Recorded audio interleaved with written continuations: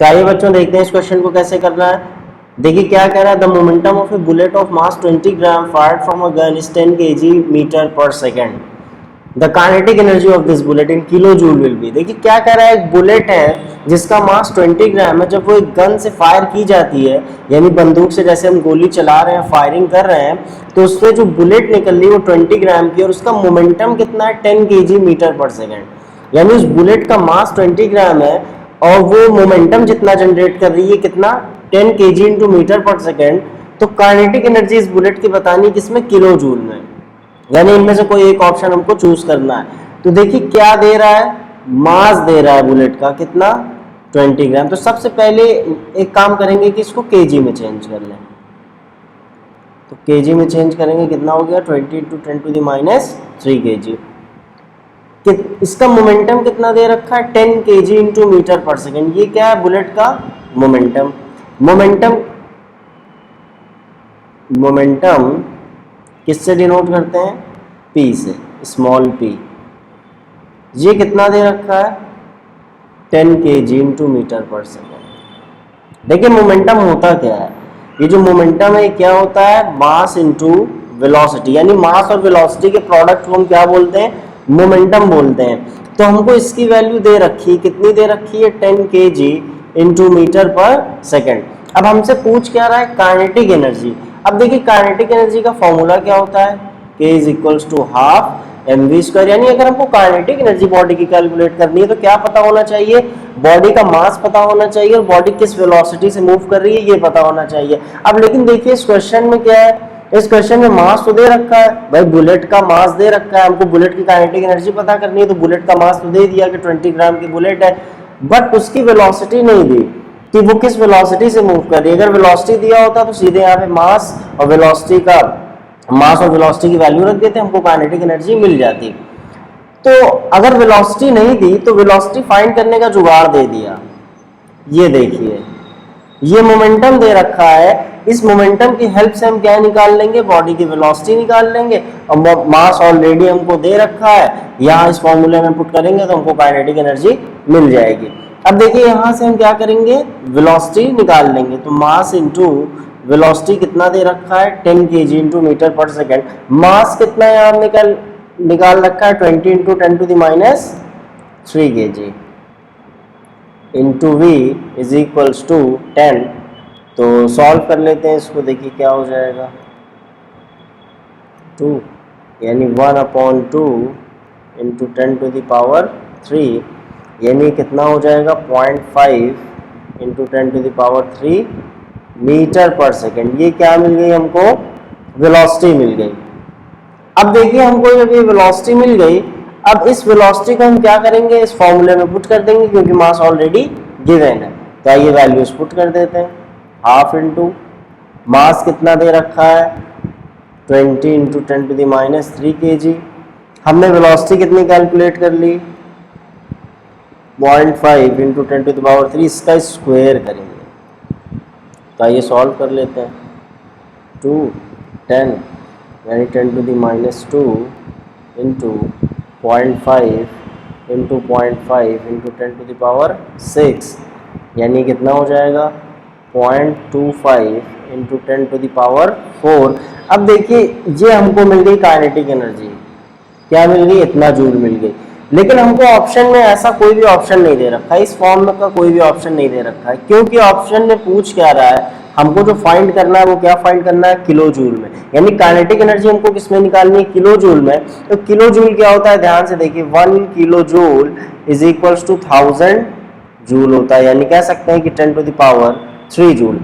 तो हम इसको उसी फॉर्म में क्या कर लेंगे, 10 टू द पावर 3 के फॉर्म में कन्वर्ट कर लेंगे, जिससे कि हमको ऑप्शन के अकॉर्डिंग, मतलब ऑप्शन के अकॉर्डिंग हमको आंसर मिल जाए। तो इसको कैसे लिख लेंगे, 2.5 into 10 to the power 3 joule. अब देखिए ये कितना हो गया, 2.5 इंटू 1000 जूल। तो 1 किलो जूल कितना होता है, 10 टू द पावर 3 जूल। यानी इसको हम क्या लिख सकते हैं, 2.5 kilo joule.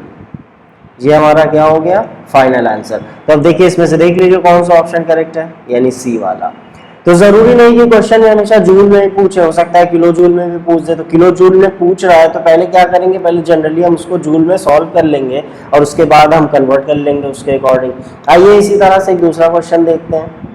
How fast should a man weighing 600 Newton run so that his kinetic energy is 750 joule.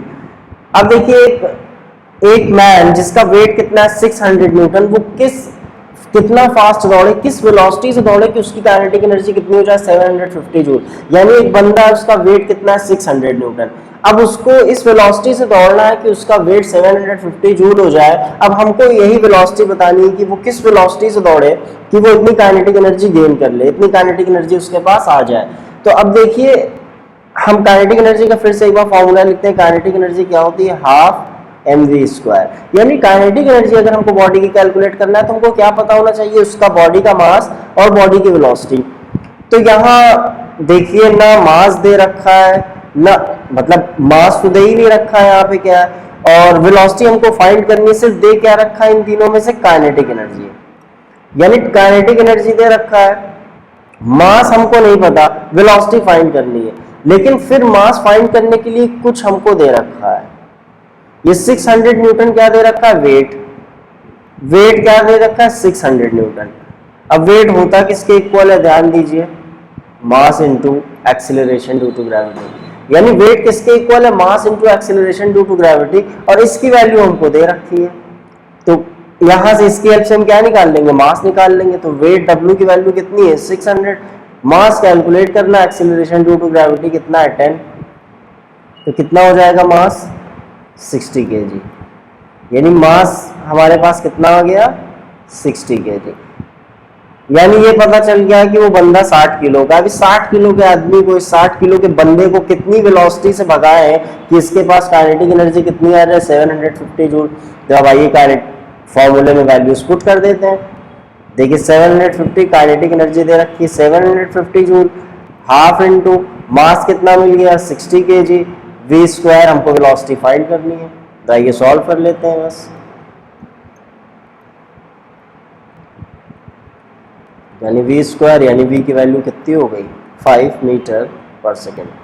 यानी 60 किलो का बंदा अगर 5 मीटर पर सेकेंड की वेलोसिटी से भाग जाए तो इसके पास कितनी काइनेटिक एनर्जी आ जाएगी 750 जूल, जो कि इसमें से कौन सा ऑप्शन है, डी ऑप्शन है।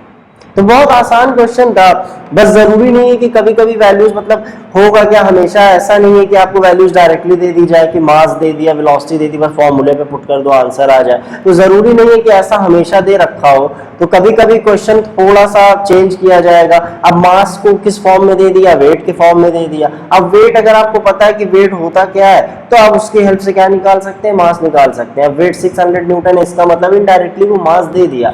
एक्सीलरेशन ड्यू टू ग्रेविटी दे रखा है, उसकी मदद से हमने क्या निकाल लिया, मास निकाल लिया। अब मास निकाल लिया, काइनेटिक एनर्जी पता है तो वेलोसिटी मिल जाएगी। तो कभी कभी क्वेश्चन में इनडायरेक्टली भी वैल्यूज दे रखी होती है, जैसा प्रीवियस क्वेश्चन में देख सकते हैं। यहाँ पे वेलोसिटी मोमेंटम के अंदर वेलोसिटी दे रखी थी, यानी अगर आपको मोमेंटम पता है क्या होता है तो आप उसकी हेल्प से वेलोसिटी निकाल सकते हैं, और फिर मास और वेलोसिटी की वैल्यू पुट करेंगे, काइनेटिक एनर्जी आ जाएगा। अब देखिए इस क्वेश्चन को कैसे करना है। देखिए क्या कर रहा है, दो ऑब्जेक्ट्स हैं जिनमें से एक का मास कितना है 10⁻³ kg, दूसरे का मास कितना है 4 × 10⁻³ kg। दोनों का मोमेंटम इक्वल दे रखा है। देखिए दो ऑब्जेक्ट्स हैं, मान लीजिए ऑब्जेक्ट ए है, ये ऑब्जेक्ट बी है। इसका मास कितना है 1 × 10⁻³ kg, और इसका मास कितना है 4 × 10⁻³ kg। मोमेंटम कितना है, दोनों का इक्वल है। मान लीजिए इसका मोमेंटम P1 है और इसका मोमेंटम P2 है। कह रहा है कि P1 = P2 है। Ratio of their kinetic energies, kinetic energy का रेशियो पूछा, यानी पहले की काइनेटिक एनर्जी K1, दूसरे की K2, तो K1:K2 फाइंड करो, ये फाइंड करना है। अभी देखिए मोमेंटम हम लोग पढ़ के आए, मोमेंटम क्या होता है, मास और वेलोसिटी का प्रोडक्ट, यानी मास इंटू वेलोसिटी क्या हमको देता है, मोमेंटम देता है। तो अब देखिए कह रहा है कि मोमेंटम दोनों का सेम है, काइनेटिक एनर्जी का रेशियो बताओ। देखिए अब यहाँ सीधे सीधे मास और वेलोसिटी नहीं दे रखा कि पहले बॉडी का मास ये है, उसकी वेलोसिटी ये है, दूसरे बॉडी का मास ये है, वेलोसिटी ये है, भैया काइनेटिक एनर्जी का रेशियो बताओ। तो उस केस में बड़ा आसान हो जाता है कि K1 फाइंड कर लेते हैं, K2 फाइंड कर लेते हैं, दोनों की वैल्यूज पुट कर देंगे और k1 अपॉन k2 निकाल लेंगे। लेकिन यहाँ पे डायरेक्ट मोमेंटम दे दिया कि मोमेंटम की हेल्प से आप काइनेटिक एनर्जी का रेशियो बताना है। तो देखिए उसके लिए एक चीज याद रखिए, मोमेंटम और काइनेटिक एनर्जी के बीच में एक रिलेशन होता है। क्या होता है? p square is equals to 2mk, यानी ये रिलेशन है काइनेटिक एनर्जी और मोमेंटम के बीच का। p क्या है हमारा? मोमेंटम। ये है क्या? मोमेंटम। ये है मास, और ये क्या है? Kinetic energy. अब देखिए इस फॉर्मूले की हेल्प से हम क्या करेंगे, इस क्वेश्चन को सॉल्व करेंगे। अब यहाँ इस फॉर्मूले की हेल्प से हमको डायरेक्टली रेशियो मिल जाएगा। नहीं तो हम क्या करते हैं, अगर हमको डायरेक्टली मास और वेलोसिटी दिया होता दोनों बॉडीज की, तो हम k1 फाइंड करते, k2 फाइंड करते और दोनों का रेशियो ले लेते। लेकिन यहाँ इस अब डायरेक्ट मोमेंटम दे रखा है, तो मोमेंटम के टर्म्स में काइनेटिक एनर्जी के फॉर्मूले को यूज करेंगे। तो आइए कैसे करना है इसको देख लेते हैं। क्या है? p square is equals to 2mk। पहले बॉडी का मास कितना है? 1 into 10 to the minus 3 kg, और दूसरे बॉडी का मास है 4 into 10 to the power minus 3 kg। तो पहले बॉडी का हम मोमेंटम क्या माने हैं? p1। p1 का मतलब क्या है? 2m1k1, यानी पहले बॉडी का मास और पहले बॉडी की काइनेटिक एनर्जी।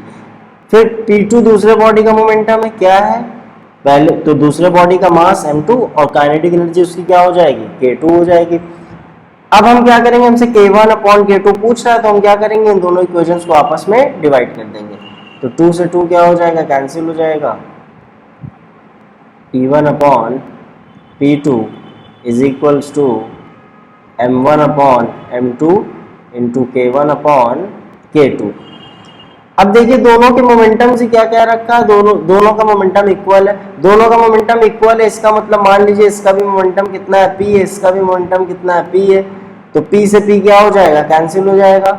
यानी क्या बचेगा हमारे पास? m1 upon m2 into k1 upon k2। इसका मतलब क्या है कि k1 upon k2 is equal to क्या हो जाएगा? m2 upon m1।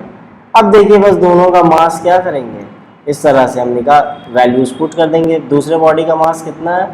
4 into 10 to the minus 3 kg, और पहले बॉडी का 1 into 10 to the minus 3 kg। तो 10 टू द माइनस 3 से 10 टू द माइनस 3 कैंसिल 4। तो काइनेटिक एनर्जी का रेशियो क्या आ गया? k1 is to k2 is equals to 4:1। अब देखिए ऑप्शन ढूंढ लेते हैं, क्या आएगा? बी वाला, ratio of their kinetic energy, यानी k1 अपॉन k2 का रेशियो कितना आ गया? 4:1। तो देखिए हमेशा ऐसा जरूरी नहीं है कि मास और वेलोसिटी डायरेक्टली दी रहा है, k1 आप फाइंड कर लीजिए, फिर दूसरी बॉडी का मास और वेलोसिटी दी रहा है, k2 फाइंड कर लीजिए, k1 और k2 को डिवाइड करके रेशियो निकाल लीजिए, ऐसा जरूरी नहीं है। तो ये डायरेक्ट रिलेशन आपको याद रखना होगा कि ये कैसे आता है। अब देखना चाहते हैं कि आता कैसे है, तो देख लीजिए कैसे आता है। काइनेटिक एनर्जी कितनी होती है हमारे पास? हाफ mv स्क्वायर, और मोमेंटम क्या होता है? p is equals to mv। तो यहाँ से v की वैल्यू कितनी आ जाएगी? p by m। v की वैल्यू क्या है? p by m। अब इस v की वैल्यू को यहाँ रख देंगे, तो काइनेटिक एनर्जी कितनी हो जाएगी? Half into m into P square upon m square. तो एक m से एक m कैंसिल हो जाएगा, क्या बच जाएगा? p square is equals to 2mk। तो देखिए यहाँ से आता है, सिंपल डेरिवेशन है, तो डेरिवेशन की कोई ज़रूरत नहीं है। ऑब्जेक्टिव क्वेश्चन आएंगे तो ऑब्जेक्टिव में सीधे रिलेशन याद रखिए कि मोमेंटम और काइनेटिक एनर्जी के बीच का रिलेशन क्या है। तो p square is equals to 2mk, p square is equals to 2mk relation याद रखिए। और कोई भी क्वेश्चन ऐसा होगा जिसमें मोमेंटम दे रखा होगा और काइनेटिक एनर्जी का रेशियो पूछेगा, तो इसकी हेल्प से निकाला जा सकता है।